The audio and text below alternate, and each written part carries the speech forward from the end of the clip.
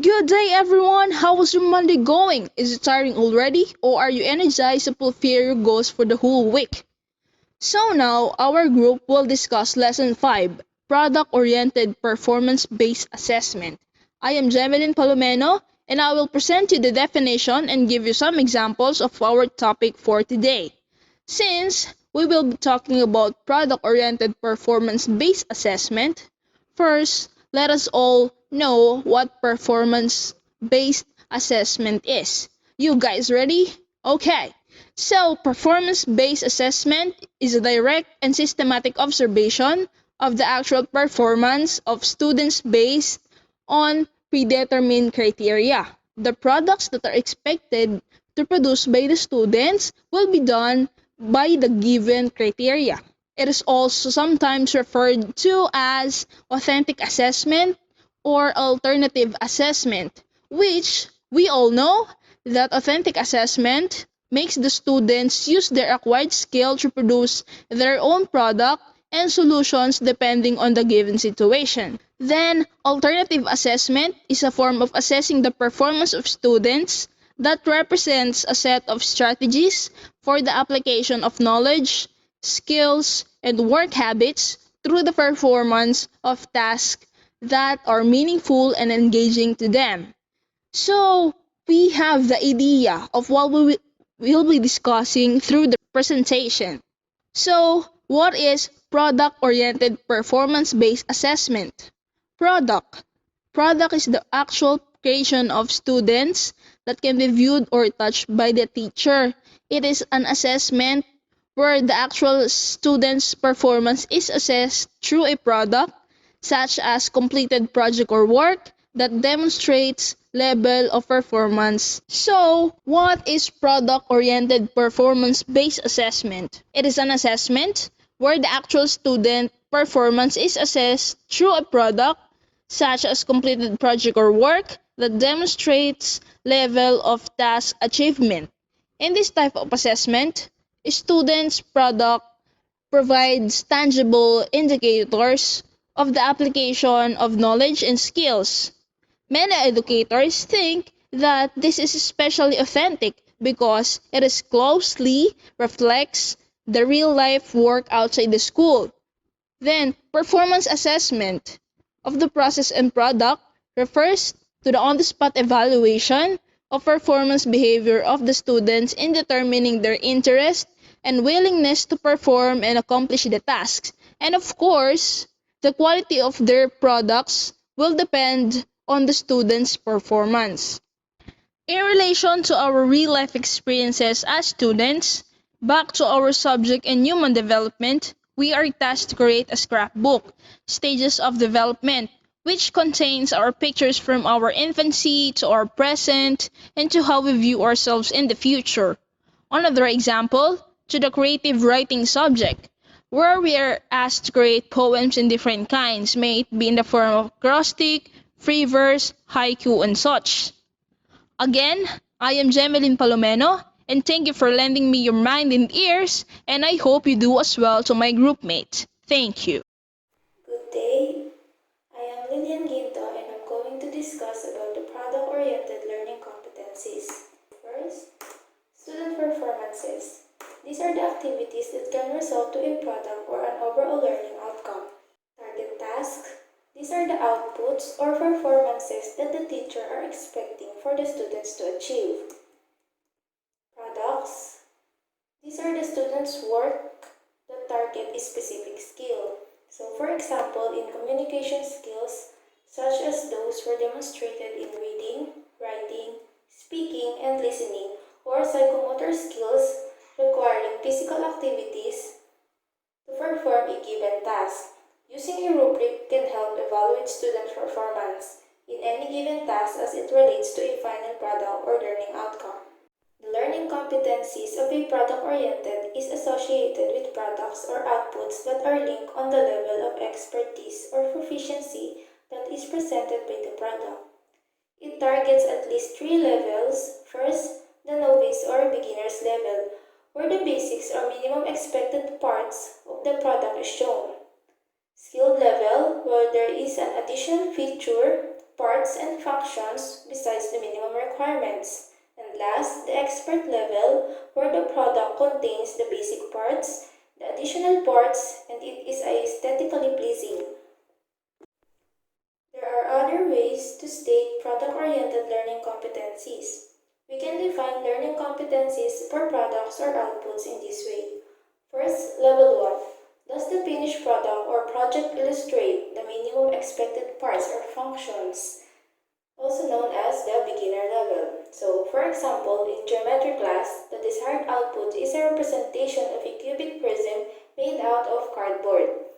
The learning competency for level 1, the product must possess the correct dimensions because this is the basic or expected part that needed to be seen in the product. Since it is a geometry class, area measurements and dimensions are the basics. Level 2. Does the finished product or product project contain additional parts and functions on top of the minimum requirements which tend to enhance the final output, also known as the skilled level? An example for this level, after possessing the correct dimensions, the product must be sturdy, made of durable cardboard and properly fastened together. Since it is about constructing a figure, making it durable and properly put together are the additional features to enhance the final output. Level 3. Does the finished product contain the basic minimum parts and the functions, have additional features on top of the minimum, and is aesthetically pleasing, also known as the expert level? For the last learning competency, the product must be pleasing to the observer, preferably properly colored for aesthetic purposes. Since we are already in level 3, adding designs and color is preferable. The output should be arranged properly with great choice of color. It should be simple yet pleasing to the eyes. Here is another example. The product desired is a scrapbook illustrating the historical event called EDSA 1 People Power. Learning competencies. The scrapbook presented by the students must, first, contain pictures, newspaper clippings, and other illustrations of the main characters of EDSA 1. These main characters are Corazon Aquino, Fidel Ramos, Juan Ponce Enrile, and Ferdinand Marcos. This first learning competency is in the beginner level. Second, contain remarks and captions for the illustrations made by the student himself for the roles played by the characters of EDSA 1 People Power. So, adding additional infos about the main characters. Skill level. And last, be presentable, complete, informative, and pleasing to the reader of the scrapbook. Expert level. Performance-based assessment for products and projects can also be used for assessing outputs of short-term tasks. So here is another example. The desired output consists of the output in a typing class. The final typing outputs of the students must, first, possess no more than 5 errors in spelling for the beginner level. Second, possess no more than 5 errors in spelling while observing proper format based on the document to be typewritten on the skilled level. And last, possess no more than 5 errors in spelling, has the proper format, and is readable and presentable for the expert level. So we can notice that with these examples, product-oriented performance-based learning competencies are evidence-based. The teacher needs concrete evidence that the student has achieved a certain level of competence based on submitted products and projects. Good afternoon. I'm Sheila Marie Ciares, and the next topic is about task designing in product-oriented performance-based assessment. The design of the task depends on what teacher desires to observe as outputs of the student. The concepts of task designing are: first is complexity. The level of complexity of the project needs to be within the range of ability of the student. So, ang ibibigay dapat nating task sa mga estudyante ay nakaayon din sa kanilang kakayahan. Sabi dito, hindi dapat natin sila bigyan ng mga simple task dahil pwede yung maging resulta sa hindi nila pagka-interesado sa paggawa nun kasi nga basic lang and alam nilang kaya agad nila yung gawin. Also, we should not give tasks to our student that is complicated because it may lead to frustration kung saan mahihirapan sila magsimula at ano ba yung dapat tama nilang gawin. So, always remember that when we're giving tasks to our student, it should be on the range of their ability para hindi sila mahirapan at the same time natututo rin sila sa kanilang ginagawa. Hindi simple and hindi rin komplikado. The next concept is appeal. The project or activity must be appealing to the student and should lead to self-discovery of information by the students. Yung project or activity na ipapagawa natin sa mga estudyante ay dapat appealing sa kanilang mga mata. It should be interesting enough so that the students are encouraged to pursue their task to completion. So this means that interesting dapat yung mga task na ibibigay natin sa kanila. Kasi kadalasan kung di interesting yung activities or task, nawawalan sila ng ganang simulan o kaya tapusin yon. Yung task din dapat it should lead into self-discovery of information by the student. So yung mga task na ipapagawa natin ay dapat mag-lead sa mga students na makadiscover ng bagong information. Ganon din, mai-apply nila yung natutunan nila sa kanilang daily life or mai-relate nila ito sa pause lesson nila para mas madali nilang matapos yung activities na ibinigay sa kanila ng teacher. The third concept of task designing is creativity. It needs to encourage students to exercise creativity and divergent thinking. It should lead to students into exploring the various possible ways of presenting their final output. Another thing na dapat nating i-consider sa task designing is the creativity because creativity is the heart of motivational classroom. Nang dahil dito, mas nabibigyan ng chance ang teacher at estudyante na magbigay ng idea at opinion sa paggamit ng iba't ibang paraan. So, if you are a teacher, you should encourage this quality in students to help them get the opportunity to think more critically about questions and subject and come up with innovative ideas. So, bakit nga ba dapat i-promote ang creativity sa task designing? Kailangang i-promote ang creativity along with curriculum in the classroom para matulungan ang mga estudyante na maging innovative and also help encourages them to learn new things. Para ma-develop yung creativity ng students, as a teacher, you should set up learning activities or projects that allow students to explore their creativity and relevant to their interest. Last is the goal-based. The project is produced to attain a learning objective, thus reinforcing learning. Finally, the teacher should bear in mind that the project is produced in order to attain a learning objective. Projects are assigned to students not just for the sake of producing something, but the purpose of reinforcing learning. That means na ang goal-based don't only provide opportunities to collaborate or drive their own learning, but it is also teaches them skills such as problem solving and helps them to develop additional skills that is important to their futures such as critical thinking and their time management. For example, paper folding is a traditional Japanese art. However, it can be used as an activity to teach the concept of plane and solid figures in geometry. Provide the students with a given number of colored papers and ask them to construct as many plane and solid figures from this paper without cutting them. So basically, this method will develop students' ability to achieve excellence in learning. So that is all about task designing. Next topic is about scoring rubrics. Good day everyone, this is Erica Franz Demilio and I am going to discuss about the scoring rubrics. So what is a scoring rubric? It is a coherent set of criteria for students' work that includes descriptions of levels of performance quality on the criteria. Lahat naman tayo ay familiar na sa rubrics, right? It is used by the teachers to evaluate how well the students completed the task and how well they have met the standards. Later on, the next reporter will discuss and elaborate more on the parts of a rubric. Also, a scoring rubric is a descriptive scoring schemes developed by the teachers or other educators to guide the analysis of the processes or products of students' efforts.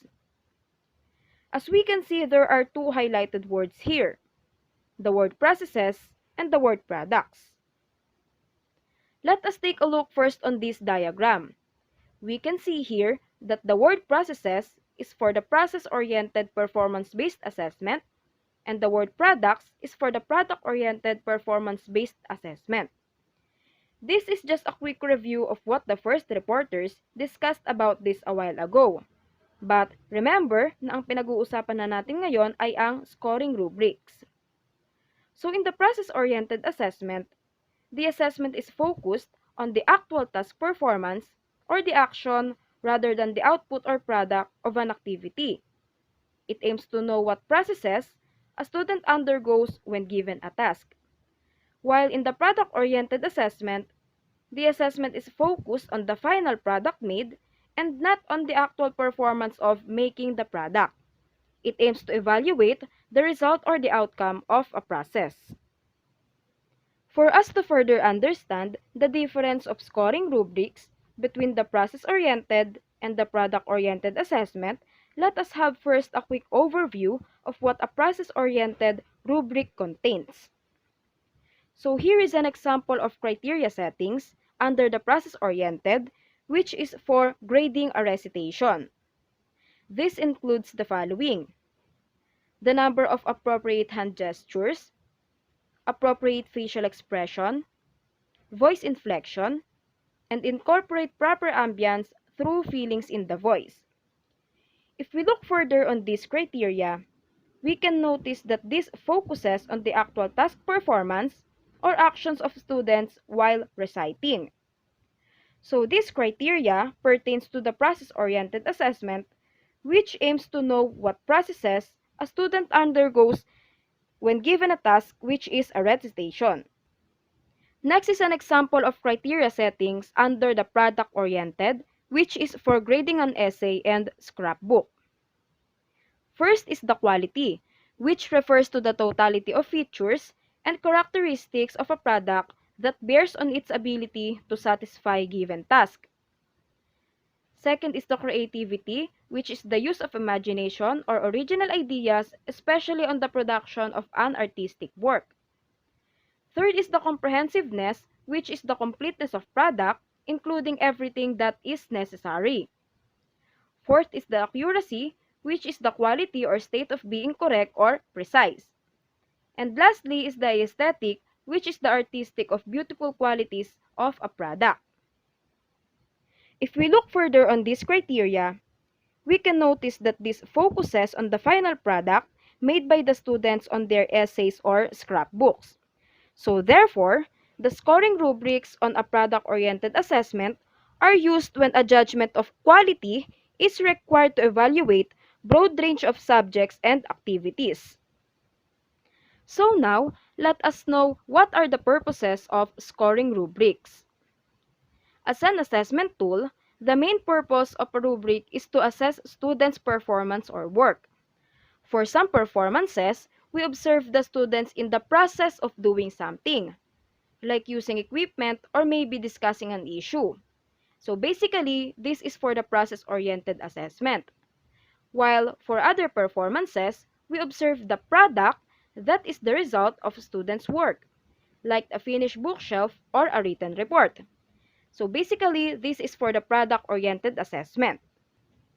Let us take a look on this table. It shows the list of some common types of school performances that can be assessed with scoring rubrics. The first row shows the different types of school performances under the process-oriented assessment. Let us remember na kapag sinabing process-oriented, it assesses the actual task performance or the actions of the students. So here are the following examples. For the physical skills, the example activity is doing push-ups. For the use of equipment, the example activity is playing a musical instrument. For the oral communication, the example activity is making a speech to the class or reading aloud. And lastly is for the work habits, an example activity is working independently. For the second row, it shows the different types of school performances under the product-oriented assessment. Again, let us remember na kapag sinabing product-oriented, it assesses the final product or the output made by the students. So here are the following examples. For the constructed objects, an example product is a wooden bookshelf or a handmade apron. For the written essays, themes, reports, or term papers, an example product is an essay about COVID-19 cases in the Philippines or a term paper about the new normal education. And for other academic projects that demonstrate understanding of concept, an example product is a model or diagram of a solar system or a concept map. And for the last part, the purpose of rubric is to give structure to observations. Matching your observations of a student's work to the descriptions in the rubrics averts or prevents the rush to judgment that can occur in classroom evaluation situations. Through the use of rubrics, we observe the students' performances properly and accurately. So instead of judging the performance, the rubrics describes the performance of students in a given task. So that's all for my part. Thank you. Hello, good day. I am Emily Maydigal, and for my first topic, I will discuss the parts of a rubric. So let's get into it. So in the upper part, you can see the first part. We have the title, which states what the rubric is all about. The second is the description, from the root word describe. It describes details that the teacher expects to see in his or her students. In the left column naman, we can see the criteria or the components that show which aspects the teacher will give marks to her students. So let's have an example. This post displays the score of a student who submitted an essay about himself. The direction states, please write an essay about yourself, minimum of 300 words and maximum of 500 words. Based on the uploader's caption, he is puzzled kung bakit ang baba ng grade na ibinigay ng teacher niya. Kilala niya naman yung sarili niya. So what seems off with this post? If you're referring to the essay's criteria, you're right. Maybe there are other criteria behind the direction. Siguro hindi lang relevance to the student's personal experiences and word count yung pinagbasihan ng teacher. Malay natin, faulty pala yung sentence construction ni student. O kaya naman grammatically incorrect siya. Kaya mababa talaga yung grade na makukuha niya. That's the essence of informing your students with the criteria. So moving on to the next part, in the upper row is what we call the scale or level of performance. It refers to the different levels of mastery of students in each criterion. It is important kasi ma-assess natin ang students both quantitatively and qualitatively. In some rubrics, we can encounter this column which refers to the weight. Ano yung tinitimbang niya? Yung bigat ang bawat criterion. So, as we can observe, historical accuracy yung pinakamabigat kasi times 3 yung weight niya. But it doesn't mean na porket times 1 lang yung ibang criteria, hindi na sila importante. All those criteria are important. Kung kulang ng isa, we cannot fairly assess our students. Remember, a mixture of the most important criteria makes up a good learning outcome. Now we're down to the descriptor. Ito naman yung detailed description ng kung ano yung expected nating ma-reach ng bawat student in each scale. Natutulungan ito yung teachers to distinguish between students' works. Ito yung patunay kung bakit mas prefer ng most teachers ang analytic rubric. Kasi for example, si Simon. Mataas ang grade niya sa content and structure. However, Simon must improve the way he presents his work Kasi 2 lang yung nakuha niya sa neatness dahil hindi maganda yung sulat niya at ang dami pang bura. So with the help of descriptors, the teacher can quickly determine the student's strengths and weaknesses. Now that we know the importance and functions of the parts of a rubric, we can now proceed in making a product-oriented rubric.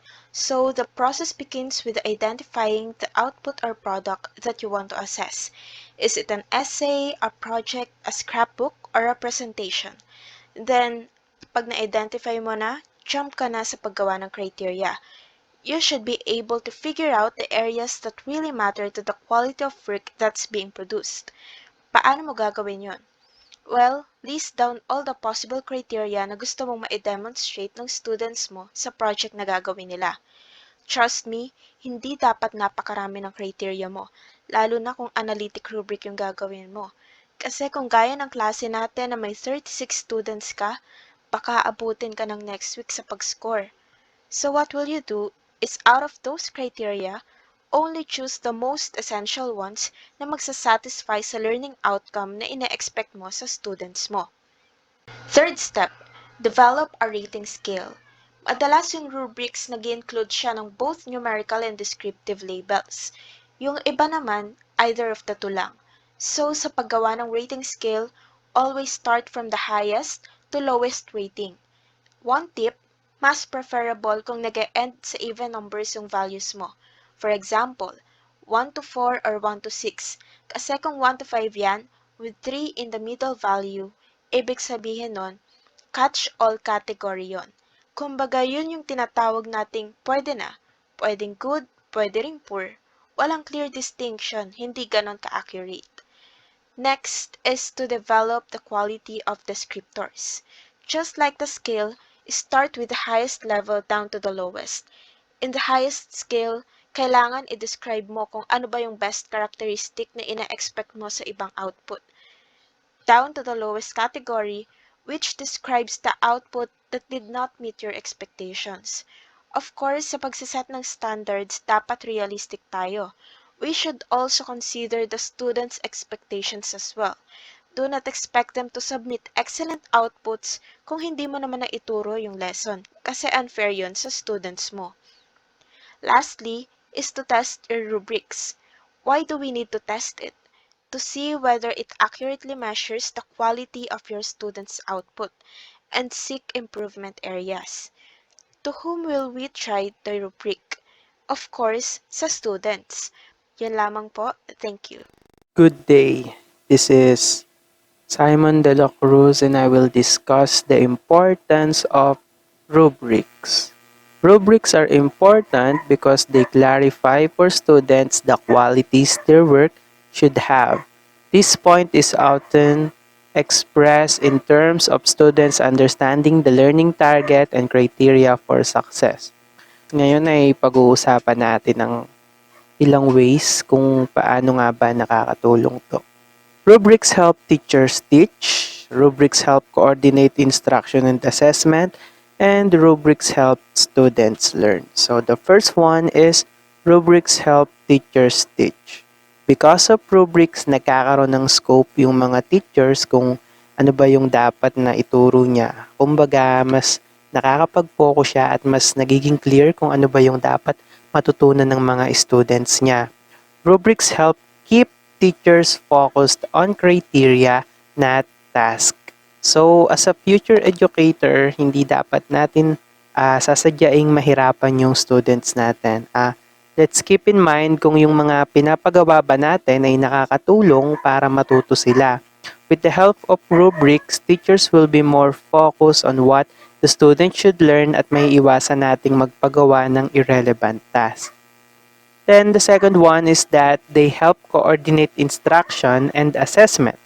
So basically, kung ano yung nasa instruction mo, yung mga naituro mo, yun dapat yung lalabas sa assessment mo. With the help of rubrics, mas nagiging clear kung ano ba yung dapat na maging laman ng instruction at ng assessment na ibibigay mo. Lastly is that rubrics help students learn. So ang rubrics ay similar din, kumbaga sa objective na kapag nakita nila kung ano ba yung dapat gawin o dapat ma-develop, mas nagiging clear para sa mga learners yung path, kung paano ba nila gagawin yung task, di ba? That is why it is very important na walang confusions yung mga learners pagdating sa ipapagawa na task ng mga instructors para mas mag-learn sila. So that's it. Those are the importance of rubrics.